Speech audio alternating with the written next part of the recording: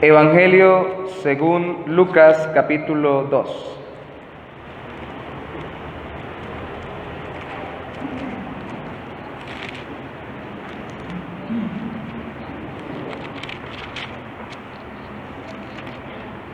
Vamos a leer inicialmente solo el versículo 38.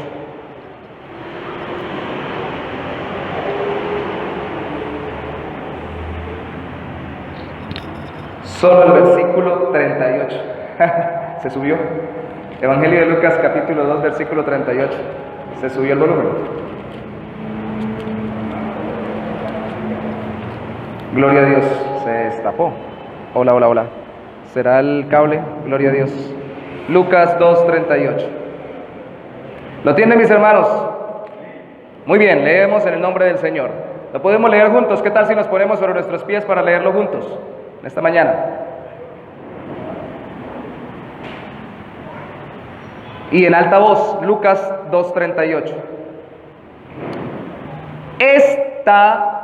Presentándose en la misma hora, daba gracias a Dios y hablaba del niño a todos los que esperaban la redención en Jerusalén. Leámoslo de nuevo.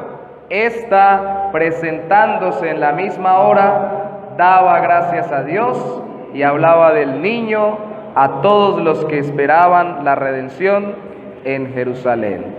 Padre, venimos delante de ti en esta mañana a darte gloria. Y a través de tu palabra solo te damos gloria cuando reconocemos lo que tú eres y lo que tú haces a través de ella. Y nuestras vidas son transformadas por lo que tú eres y por lo que tú haces. Hoy queremos, oh Santo Señor, que tú toques nuestros corazones y nuestras vidas, que tu Espíritu Santo sea ministrando nuestras almas, que si ya somos creyentes, mi Rey, hoy seamos avivados en la fe, y si no lo somos, Señor, hoy seamos convertidos a Cristo de todo nuestro corazón. Te lo pedimos en el nombre mismo de Jesús. Amén y amén. Podemos sentarnos, hermanos. Este mismo evangelio habla de unas sanidades especiales del Señor a algunas personas que vivieron en el tiempo en que Él estuvo en Jerusalén. En el capítulo 17 habla de que Él sanó a 10 leprosos. Y estos leprosos fueron sanos después que Él los mandó a presentarse delante del sacerdote.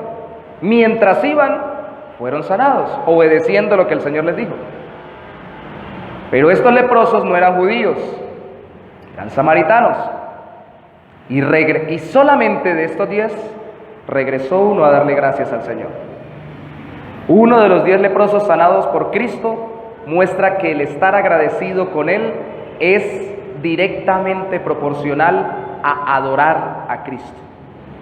La gratitud está ligada a la adoración. De hecho, se volvió y lo adoró, lo contempló como su Salvador. Los demás no, aunque recibieron el milagro. Entonces, no todos los que son beneficiados por Cristo son adoradores de Cristo. Y el elemento muy importante aquí es la gratitud. ¿Qué tan agradecido es su corazón para con el Señor? ¿Qué tanta gracia da usted a Dios en medio de su vida y de cada circunstancia? Hoy hemos de recordar a través de la vida de esta mujer, de Ana, que todo aquel que ha venido a Cristo debe saber dar gracias a Dios. A veces decimos que somos agradecidos y realmente no lo somos. A veces nuestra gratitud no es tan profunda y por eso no dura tanto. A veces nuestra gratitud es superficial y no se nota mucho precisamente porque no profundizamos en que debemos dar gracias a Dios en Cristo. Para no ser como cualquiera que agradece vanamente, es decir, agradece de manera superficial, vamos a ver qué nos enseña Dios con Ana sobre darle gracias a Él, a Cristo. Vamos a ver solo 2 cosas en esta mañana. Sabemos dar gracias a Dios al ver cómo coincide nuestro tiempo con el tiempo de Cristo.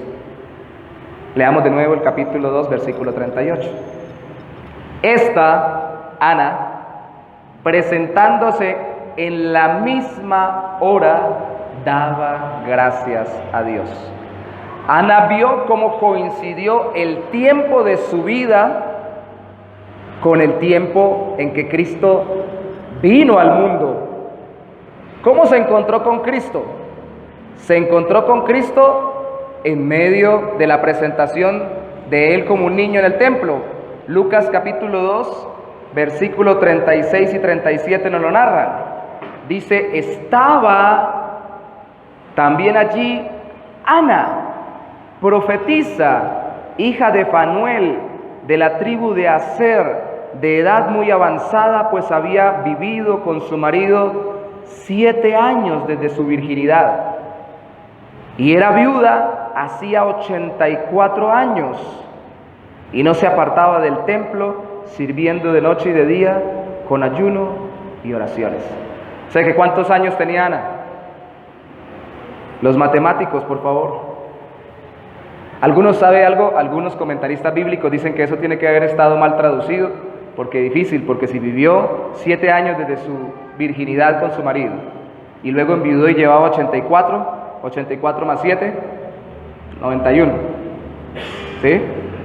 Y si suponemos que se casó con él por muy temprana edad, a los 14, 15 años, siendo un adolescente, serían 106 años, más de 100 años. Y algunos comentaristas dicen, no, eso tiene que estar mal traducido porque no pudo haber vivido tanto. ¿Será que no? Ustedes saben que el hermano Alfonso ya lleva 93 años con nosotros, ¿cierto? Y ahorita tuvo una dificultad circulatoria, está incapacitado y no puede venir hoy, les manda saludos. Pero alguien dijo por ahí, ahora que el hermano Alfonso de 93 superó esto, tal vez se quede otros 10, 20 o 30 años más.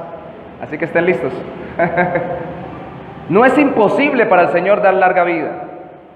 Lo que es cierto aquí es que Ana alargó su vida, o vio que Dios alargó su vida, y a pesar de su edad avanzada, y esto es muy importante, no dejaba de dedicar tiempo para adorar al Señor.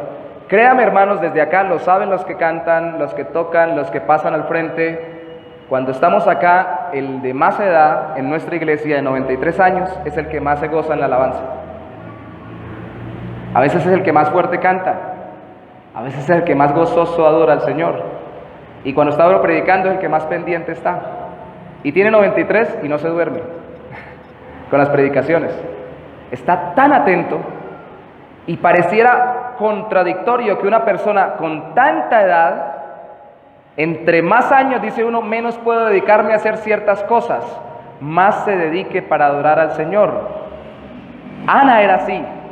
Mientras más se le escapaba el tiempo de su vida, más dedicaba tiempo de su vida a Dios. Acabamos de leer que era viuda, hacía 84 años, dice el versículo 37, pero también no se apartaba del templo, sirviendo de noche y de día, con ayunos y oraciones. ¿Qué era la situación particular de las viudas en el tiempo bíblico? ¿Cuál era? ¿Qué sucedía con ella? Con las viudas, que cuando se quedaban solas o solteras, por haber enviudado, podían volverse a casar, ¿cierto? Pero algunas decidían, como ella, muy joven, dedicarse a servir al Señor con ayunos y oraciones en el templo. De hecho, el apóstol Pablo adopta esta costumbre también para las iglesias cristianas, y en su carta a Timoteo le pide a Timoteo que en la iglesia de Éfeso también sostenga a las viudas que se dedican a las oraciones y a los ayunos, a servir en el templo. Pero dice a la viuda que realmente lo sea. Dice el apóstol Pablo en Timoteo, aquella que si tiene hijos, más bien, aquella que no tiene hijos, que la sostengan. Porque si tiene hijos, que la sostengan los hijos, y no que la sostenga la iglesia. Empezaban a ser alimentadas y sostenidas por el mismo culto, porque ellas colaboraban en intercesión. Cuando estábamos en Cúcuta, en el barrio, plantando iglesia en el barrio Cuberos Niño, había una hermana que todos los días iba a la iglesia, estaba conmigo en el devocional, así como estamos en la mañana con el hermano Miguel Ángel, pero ella se quedaba, y ya le teníamos confianza, y se quedaba toda la mañana orando, intercediendo delante del Señor por todas las personas de la iglesia y por todos los planes y propósitos de la congregación. Ya tenía sus hijos criados, ya todos tenían lo suyo, ya tenían su vida hecha.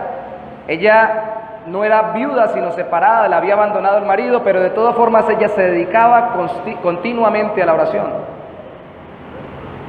Esto pasa casi siempre con las personas cuando van de más edad, porque supuestamente ya su vida la desarrollaron y tienen sus hijos levantados, pero muchos nos excusamos para no dar más tiempo al Señor.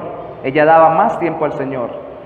A pesar de que el pueblo de Israel llevaba esperando mucho tiempo, ella no dejó de esperar a Cristo, así como Simeón. ¿Cuándo viene Cristo, hermanos? ¿Cuándo regresa el Señor? ¿En qué fecha regresa Cristo? Nadie sabe, ¿cierto? Hoy estamos esperando que regrese por segunda vez. Ana estaba esperando que llegara por primera vez el Mesías. Y su vida larga era una vida de esperanza, esperando que ahora viniera el Señor y Salvador. No después, sino ahora. Y se extendió precisamente por esa expectación, esa expectativa, ese ánimo de ver y conocer al Salvador. ¿Lo conoció o no lo conoció? ¿Lo conoció o no lo conoció? Claro que lo conoció. Ahí dice que estaba allí también Ana. ¿Estaba allí cuándo? Cuando Cristo fue presentado en el templo. Vaya conmigo a Lucas capítulo 2, versículo 26. Desde el 25. Lucas capítulo 2, versículo 25.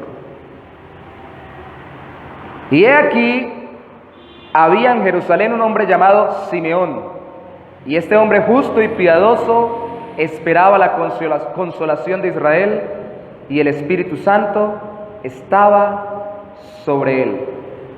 Así como Ana, Simeón era un hombre de Dios. Ella era una mujer de Dios. Verso 26. Y le había sido revelado por el Espíritu Santo que no vería la muerte hasta que viese al ungido del Señor. Y movido por el Espíritu vino al templo.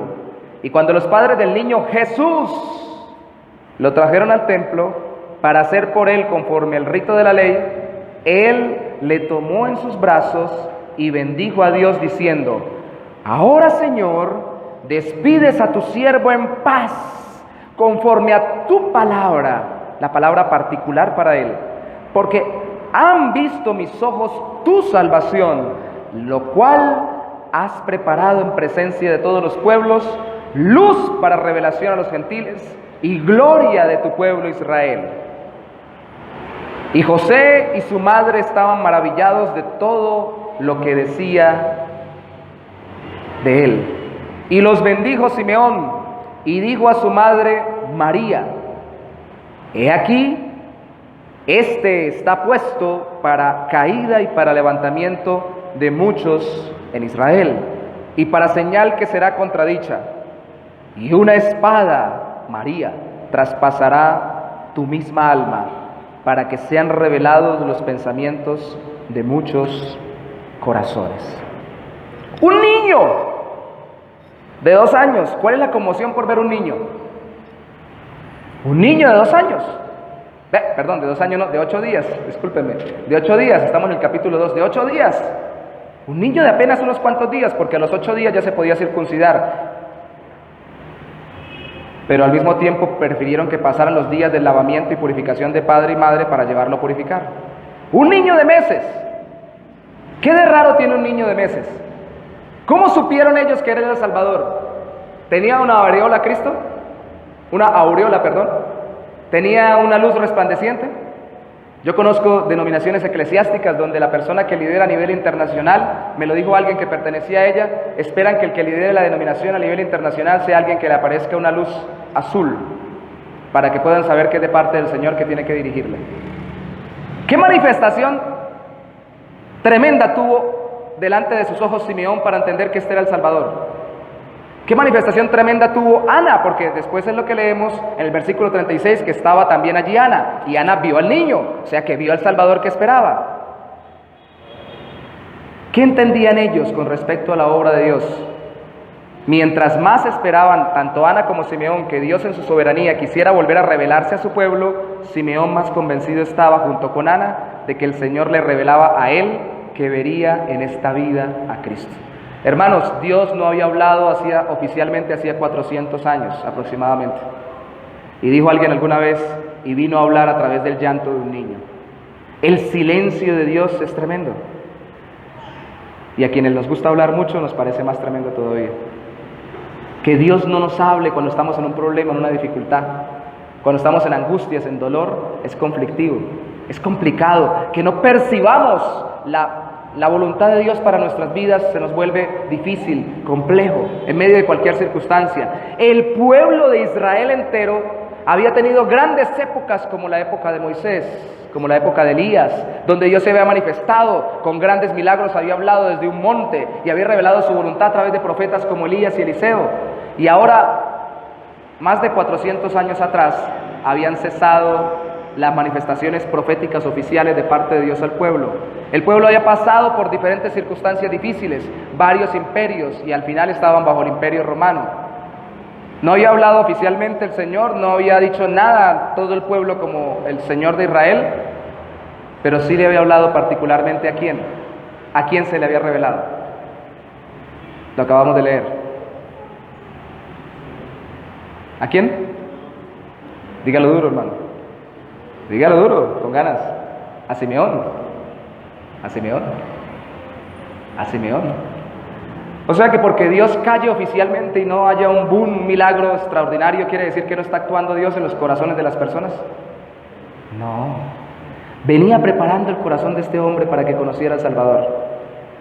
Cada cristiano debería ver cómo su vida está relacionada con el tiempo de Cristo. Hermanos, creo que la gratitud, como en el caso de Ana y de Simeón, Ana no dice que recibió una revelación, pero es obvio que el Señor le tenía certificado que iba a ver al Salvador.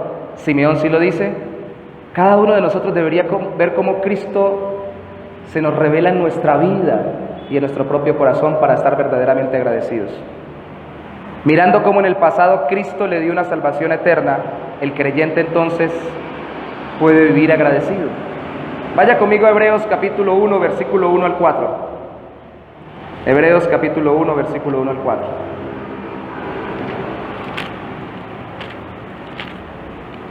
Es que en este tiempo todo el mundo canta y todo el mundo se alegra y todo el mundo recuerda que Cristo vino.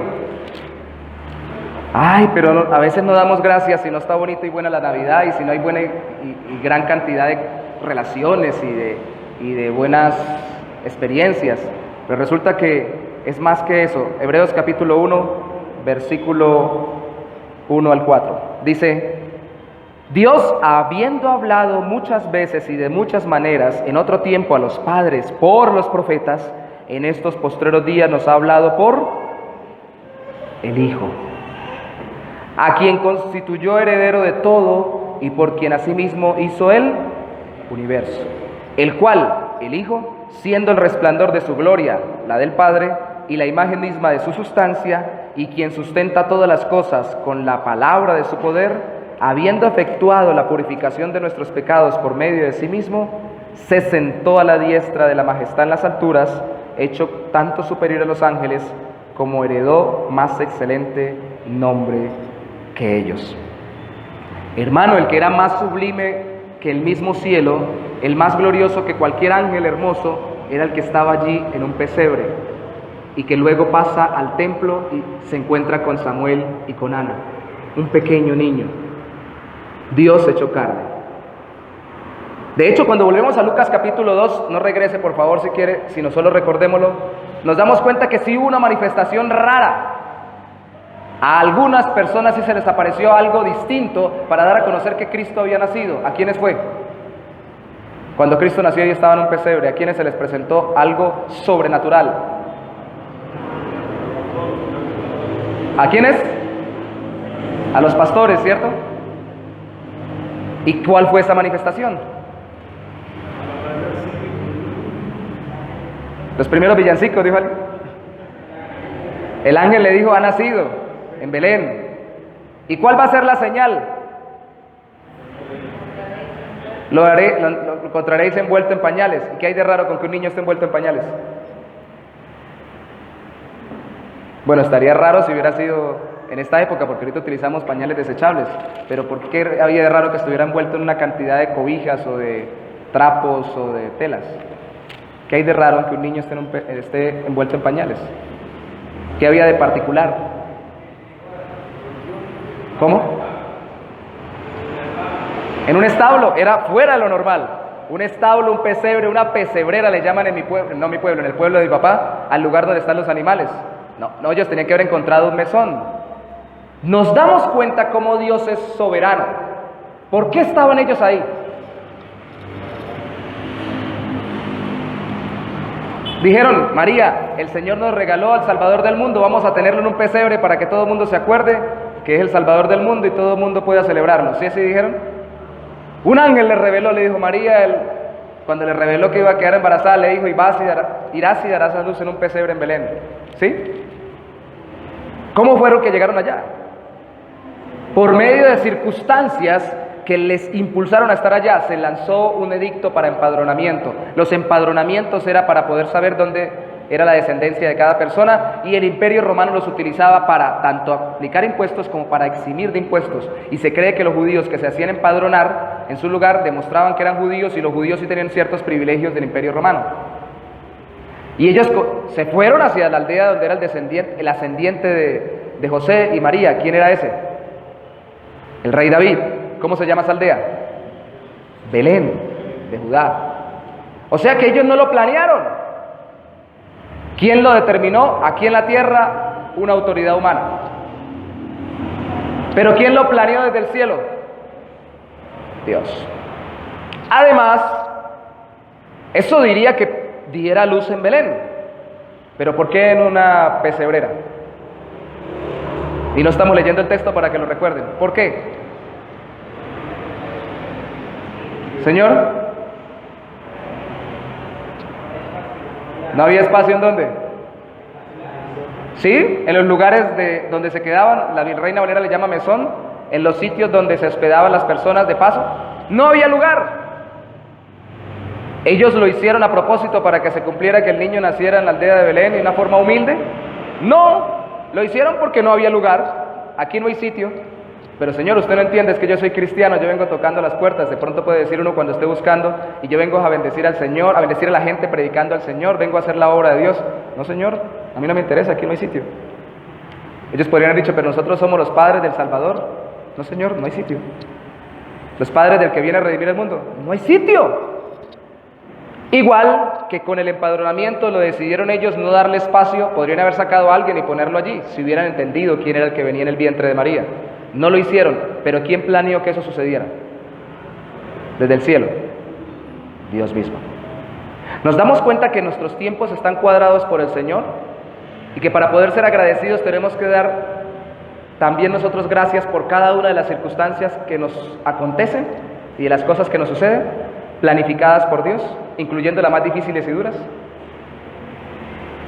¿Alguno de ustedes le ha tocado dormir en la calle alguna vez? Aquí han venido, y ustedes lo saben, personas que han dormido en la calle. Y tal vez no hemos dormido en la calle, pero sí hemos tenido circunstancias tan duras y tan adversas. ¿Eso dice que Dios no está al pendiente de nosotros? ¿Eso dice que Cristo no estaba, el Padre no estaba al pendiente de Cristo? Estaba todo planeado, de tal forma de que Dios se glorificara a través de su Hijo.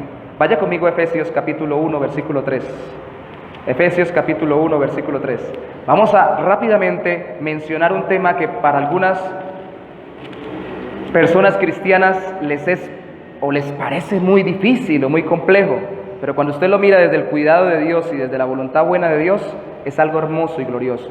Efesios capítulo 1, versículo 3 dice: bendito sea el Dios y Padre de nuestro Señor Jesucristo, que nos bendijo, pasado, con toda bendición espiritual en lugares celestiales, arriba, según nos escogió en Él antes de la fundación del mundo, pasado remoto, para que fuésemos santos y sin mancha delante de Él, presente continuo, en amor, habiéndonos predestinado para ser adoptados hijos suyos por medio de Jesucristo, predestinado pasado, adoptados presente, según el puro afecto de su voluntad, para la alabanza de la gloria de su gracia, con la cual nos hizo aceptos en el amado, en quien tenemos redención por su sangre, el perdón de pecados, según las riquezas de su gracia, que hizo sobreabundar para con nosotros, para con nosotros en el presente, en toda sabiduría e inteligencia, dándonos a conocer el misterio desde el pasado oculto de su voluntad, según su beneplácito, el cual se había propuesto en sí mismo, de reunir todas las cosas en un futuro en Cristo, en la dispensación del cumplimiento de los tiempos, o sea, en el tiempo que vino Cristo, la plenitud de los tiempos, así las que están en los cielos como las que están en la tierra. Y ya no hablamos solamente de pasado, presente, futuro, sino también cielos y tierra, todo el espacio.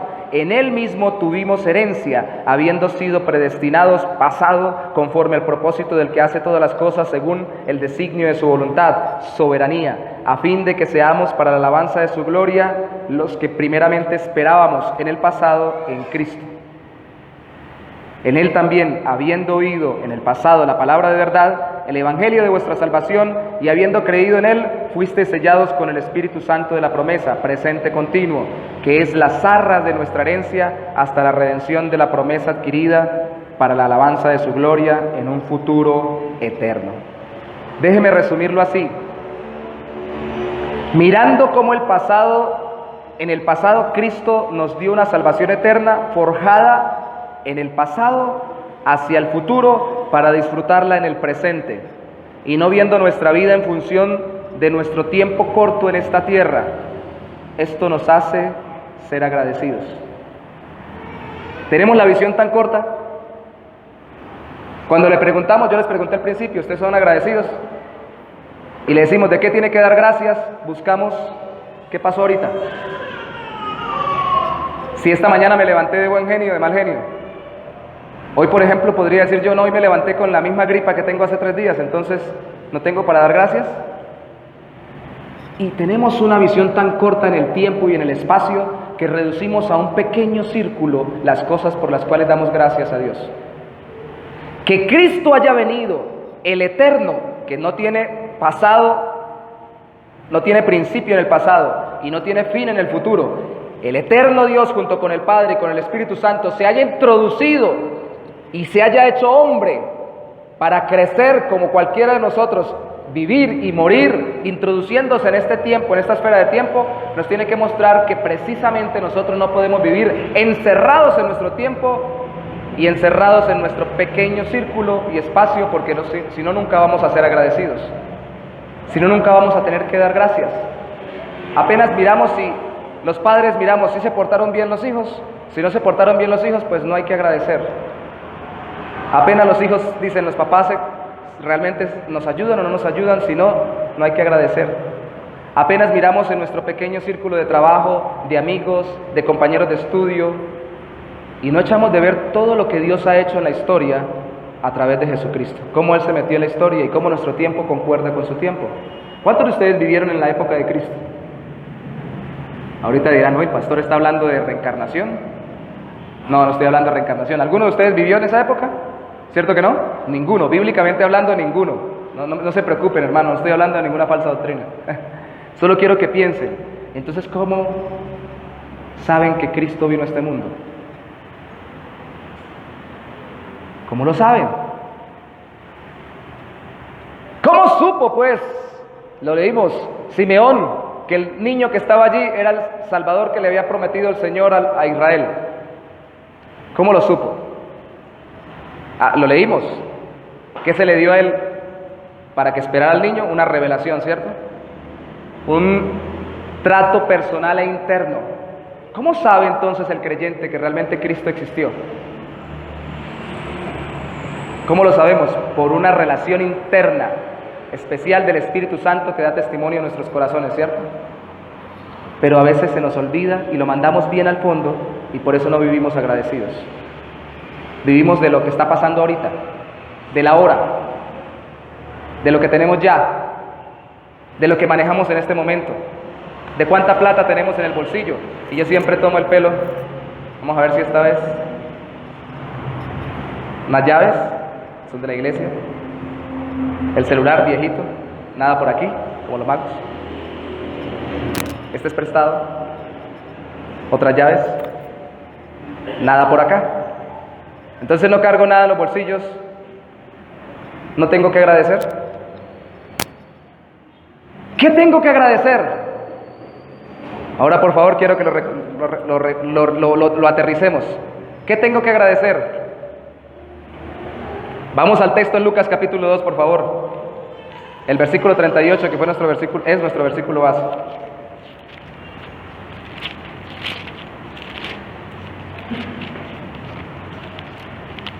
En Lucas capítulo 2, versículo 38. La primera parte dice que ella sencillamente estaba en la misma hora y daba gracias a Dios.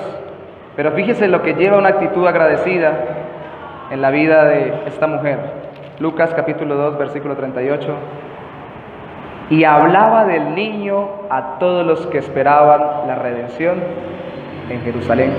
Miren, hermanos, ustedes lo saben, cuando eran niños, los que ya no somos tan niños, ¿qué hacía uno cuando recibía un regalo? Sobre todo si tenía hermanitos, si tenía gente que tenía amigos. ¡Mire lo que me regalaron! ¡Mire lo que me dieron! ¡Qué hermoso! ¡Mire lo que me dieron! Lo publicaba. Yo estoy convencido que la falta de gratitud es parte de nuestra falta de evangelismo. ¿Qué tan agradecidos estamos porque Cristo haya venido a este mundo a vivir y sufrir solo con venir a vivir antes de sufrir en la cruz? Quítese de su mente que Cristo solo sufrió en la cruz. Antes sufrió en su propia dignidad, despojándose de sus privilegios como Dios, haciéndose como la criatura, como uno de nosotros. Vino a sufrir. Algunos de nosotros sufren dificultades con el clima, con la comida, con las relaciones con las personas, con la salud.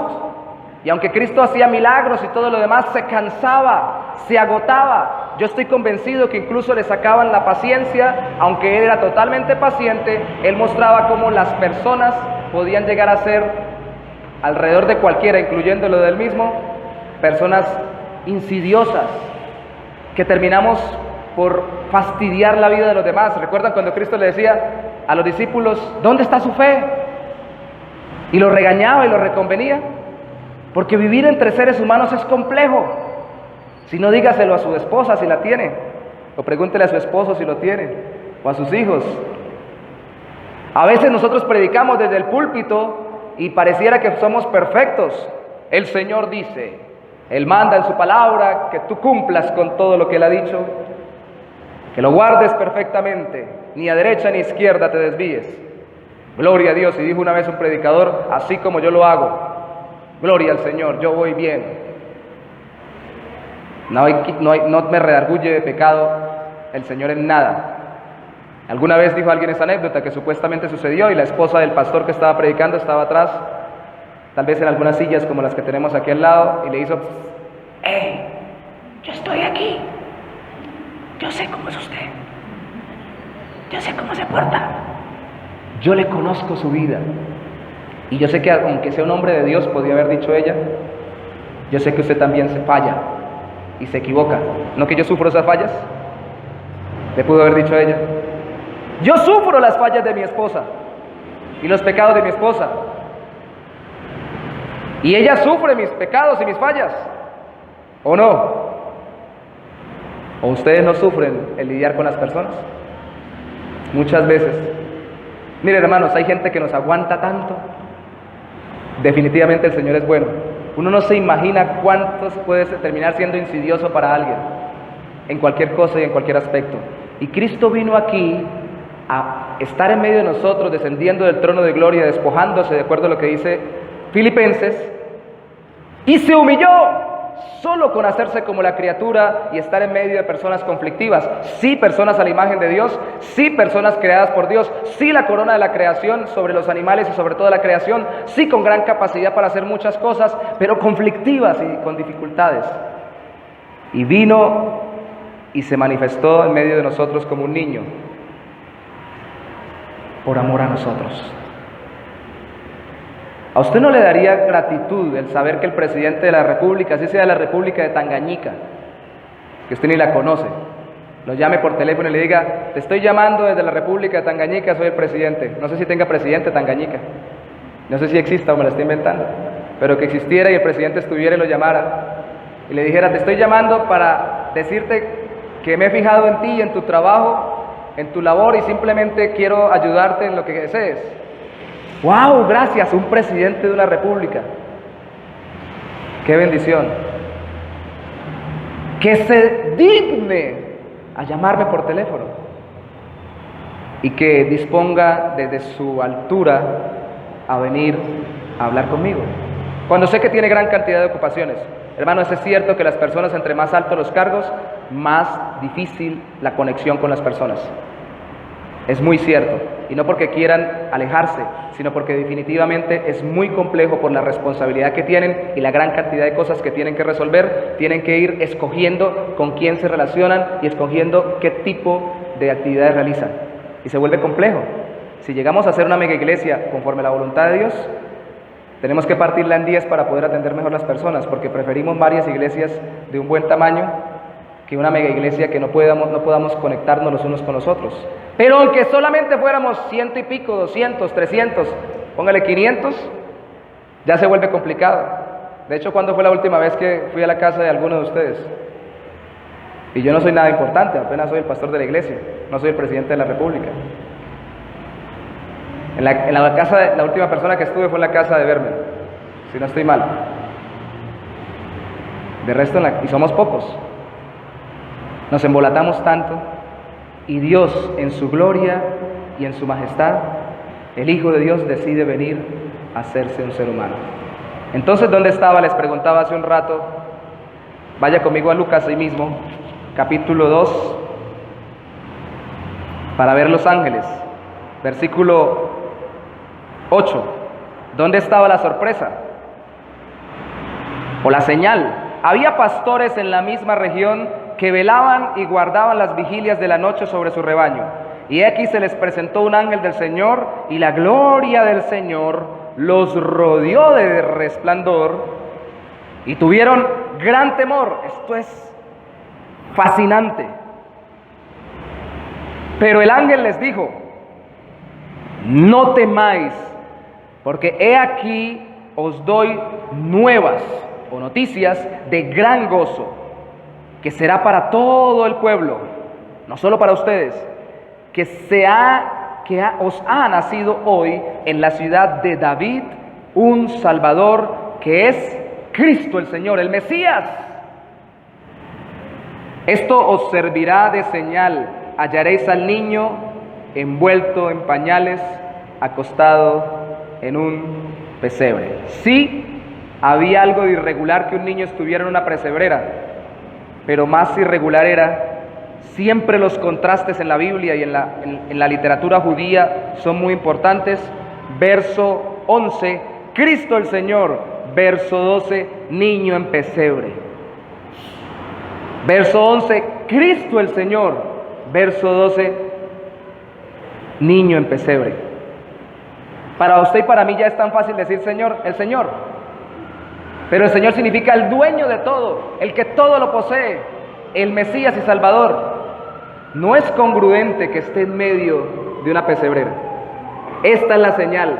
La señal es contradictoria, que en vez de venir como un grande, glorioso, ya grande, adulto, entrando en un caballo, pasando con su ejército y derrotando a los enemigos militarmente, llegue como un niño, humillado, humilde y humillado por el hecho de ser un ser humano, pero como un niño envuelto en pañales, y que tenga que ser atendido como usted y yo fuimos atendidos, que sus necesidades fisiológicas tengan que ser limpiadas como las suyas y las mías lo fueron, que tenga que aprender a hablar escuchando, humanamente hablando, escuchando la voz de su mamá y de su papá, que tenga que aprender las costumbres del lugar, que tenga que aprender a caminar. Qué contradictorio, pero al mismo tiempo qué glorioso. ¿Será que podemos dar gracias al Señor por ese desprendimiento tan grande que ha dado Cristo por nuestras vidas? Y todavía no hemos llegado a su muerte y su resurrección. Apenas estamos hablando de su encarnación. Se reveló como un niño que redimiría al pueblo de Dios, aunque no sabía cómo Ana, entendía que Cristo pagaría por el rescate. El Señor de gloria, siendo un infante marginado en un pesebre, ya comenzaba a pagar con su vida santa. Miren, hermanos, Cristo en un pesebre envuelto en pañales, llorando por su alimento, tenía más de santo que toda la humanidad que ha existido, que existe y que existirá. Que todos nosotros que pensamos y actuamos conscientemente y buscamos hacer las cosas lo mejor posible incluso. Cristo en un pesebre estaba más lleno de santidad que todos los seres humanos más altos y pensantes de esta tierra, de todos los tiempos habidos, juntos y unidos. Él allí ya estaba pagando por usted y por mí. ¿Cómo creen que compró Cristo la salvación por nosotros? ¿Solo con su muerte en la cruz? ¿Por qué contemplamos tanto la encarnación? Porque Cristo no pagó solo con su muerte en la cruz. Su muerte en la cruz paga por nuestra vida si su vida era limpia y santa y sin pecado. Y empezó allí. Miren, hermanos, yo conozco personas que quieren empezar por arriba. He tenido la oportunidad de hablar con mucha gente que le dice uno, bueno, ¿y usted qué hace? No, yo soy de X profesión o de X estudio, o de X experiencia. ¿Y cómo quiere empezar en la empresa donde va a llegar? No, yo quiero ser el gerente. Bueno, sí, yo sé que esa es su aspiración, ser el gerente. Dijo mi papá alguna vez, hay que aspirar a ser presidente para llegar a ser policía al menos. Y tengo un hermano que es capitán de la policía. Él hablando de que tiene que aspirar uno mucho para llegar al menos a algo. Pero tiene que hacer un proceso. Tiene que haber un proceso. Y a veces nosotros no somos tan agradecidos porque menospreciamos el proceso de Dios. Menospreciamos el proceso del Señor. Si hubiera sido por nosotros, si nosotros hubiéramos estado en lugar de Cristo, tal vez le hubiéramos dicho al Padre, Padre, envíame ya grande y ya reinar eternamente. Yo no quiero llegar como niño y a sufrir dificultades. Nos cuesta reconocer que tenemos que pasar por dificultades y procesos. Y nos cuesta besar la ola que nos azota para acercarnos a la roca que es Cristo. Nos cuesta dar gracia incluso por las dificultades que Dios permite en nuestra vida. Nos cuesta. Nos cuesta. Nos cuesta cuando estamos en un pesebre, en el sentido económico, en el sentido emocional, en el sentido relacional. Nos cuesta. Pero nos cuesta porque olvidamos que Él lo hizo por nosotros y que Él lo hizo más gloriosamente y más grandemente, porque Él lo hizo por mera gracia, siendo el Rey de la Gloria, para vivir perfectamente y morir por nuestros pecados. Cada cristiano entonces debería tener tanta gratitud que debería evangelizar en cualquier etapa de su vida, por pura y profunda gratitud con el que lo salvó. Nada más y nada menos. ¿Qué va a hacer usted en estos días? ¿Con quién se va a encontrar? ¿Con familias? ¿Qué va a hacer cuando le digan, ustedes ponen luces o no ponen luces? ¿Ponen arbolito o no ponen arbolito? Eso pasa a veces entre cristianos. ¿Qué va a hacer cuando le digan, ¿y ustedes celebran o no celebran el 25? ¿Hacen o no hacen novenas si son católicos o de otra religión? ¿Qué le va a decir? Va a decir, no quiero confrontaciones, no quiero dificultades, me alejo del asunto, o va a entender que usted lo ha capacitado el Señor para dar testimonio de Cristo, tener paciencia y empezar a predicar desde el nacimiento de Cristo como Él pagó con su vida por nuestra vida. Déjeme hacer un paréntesis antes de finalizar. Realmente nosotros como iglesia hemos tenido el deseo de no hacer mucho énfasis en una u otra costumbre de las iglesias. Yo sé que hay iglesias que ponen arbolitos grandotes. Yo recuerdo la iglesia en que yo nací en Cristo. Un año el pastor decía, las luces no son nada, hasta Lutero colocó luces, coloquemos luces y arbolitos. Y al otro año decía, quitémosla porque los colores significan esto, las luces significan esto, satánico y mundano. Y el otro año volvía otra vez a colocar y el otro año volvía a quitarlo, entonces nosotros vivíamos del timbo al tambo. Y eso desestabiliza a cualquiera. Nuestro criterio en la iglesia, y es lo que queremos tener, es un criterio que permita que cualquier creyente de cualquier contexto pueda integrarse. Que seamos festivos y aprovechemos las festividades de esta época, por ejemplo, que se recuerda el nacimiento de Cristo, no para discutir si realmente nació el 25 o no, sino para predicar al Cristo que se encarnó y vivió una vida santa para morir en reemplazo por nuestros pecados. Amén. Y por eso entonces no desaprovechamos el tiempo, podemos hacer algunas decoraciones, pero tampoco las llevamos al extremo para que alguien se escandalice con, ¡ay, el pesebre, el arbolito! Tampoco juzgamos al que lo hace. ¿Me doy a entender? De tal forma que si usted tiene arbolito en su casa, sépase que automáticamente está en disciplina. No, tomando el pelo. No hay problema. Pero si lo entiende que es como un testimonio. De hecho, hay predicadores favoritos míos como John MacArthur, que lleva más de 50 años, yo siempre tengo el devocional de todo el año de él, y en estas épocas se mete en una camisa de 11 varas explicando por qué pone luces y arbolito y por qué sí era como de origen pagano, pero al mismo tiempo como que fue de origen de Lutero, y va para un lado y va para el otro y defiende una cosa y pelea contra el consumismo de esta época, que todo el mundo lo que quiere es comprar y comprar cosas, y a veces el espíritu de la Navidad no es el espíritu de la Navidad, sino el espíritu comercial. ¿Qué me vas a dar de Navidad? Es el espíritu de codicia, y pelea contra el hecho de que de todas formas, si estamos en esta fiesta y recordamos que Cristo nació, tenemos que aprovecharlo para predicar el Evangelio, entonces no hay problema con eso. Y si es un creyente de más de 50 años de ser pastor, como referente a nivel internacional, entonces debemos saber que va a presentarse conflictos en cualquier contexto eclesiástico. Entonces debemos amarnos y respetarnos en ese sentido. Pero no olvidar que la gratitud con el Señor no se manifiesta en qué tantos adornos pongo o dejo de poner. Se manifiesta en qué tanto dejo de publicar como Ana. Si publico o no publico, que Él vino, el que estábamos esperando, el Redentor de Israel. Aprovechemos. ¿Colocó arbolito? Sí, lo coloqué porque es que en esta época se celebra el nacimiento de Cristo y ¡pum! De la enfoca. ¿No lo puso? No lo puso. ¿Por qué? Porque recuerda el nacimiento de Cristo a pesar de que no ponga, y se enfoca y evangeliza y da testimonio y abrimos nuestra boca y extendemos el reino de los cielos. ¿Cuántos se comprometen en este año a hacerlo? Yo sé que ustedes van a tener personas al lado, y algunos de ustedes van a estar al lado de alguien en una celebración matrimonial, familiar, de Navidad, de fin de año, que se está emborrachando o que está haciendo cosas indebidas, y usted solo en la reunión familiar está por un momento porque quiere acompañarlos, y va a tener la oportunidad de, a pesar de las dificultades, encontrar a alguien a quien hablarle del Señor, o a quien recordarle que Cristo vino a este mundo con un propósito más grande que solo parrandear en diciembre. Amén. Pongámonos sobre nuestros pies, por favor, vamos a orar.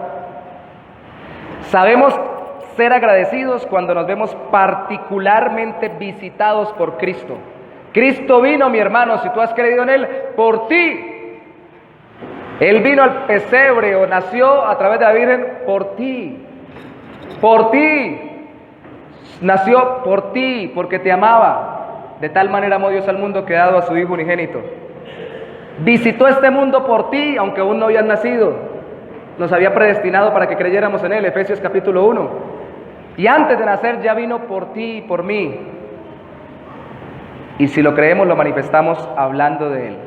Señor, te damos gracias en esta mañana por permitirnos recordar que tu sacrificio en la cruz fue precedido por tu vida santa desde el pesebre. Desde el pesebre hasta el Calvario, tú pagaste con tu vida. No solo cuando moriste en abandono por nuestros pecados, sino cuando naciste. Es más, desde que fuiste engendrado, ya estabas impactando al mundo y a las personas. En el vientre hiciste que Juan saltara en el vientre de su mamá.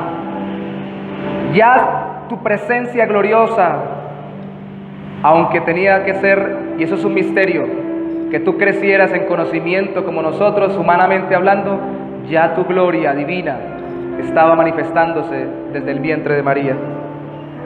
¡Cuánta gloria! ¡Cuánto amor! ¡Cuánta entrega! ¡Cuánta gratitud debe llenar nuestro corazón, Señor! Tú lo diste todo, Señor. Lo diste por amor a nosotros. Lo diste por tu gracia y tu misericordia. Gratuitamente por gracia, lo leíamos en Romanos. Suena redundante, no nos pediste nada. Solo derramaste de tu gloriosa gracia sobre nosotros. No vimos al niño como Ana, ni como Simeón se nos reveló antes que vendría un Salvador. Pero gloria a ti, vino tu Espíritu Santo a nosotros. Y vemos como si hubiésemos estado, y creemos como si hubiéramos presenciado, porque el Espíritu da testimonio en nuestro espíritu, que hubo uno que más importante que todos los que han nacido en el mundo, nació de mujer, para ser el segundo Adán, para restaurar nuestra vida y para cambiar nuestros corazones. Gracias, Señor, muchas gracias. Te damos toda la gloria y toda la honra a ti, mi Jesús. Aleluya, aleluya, amén.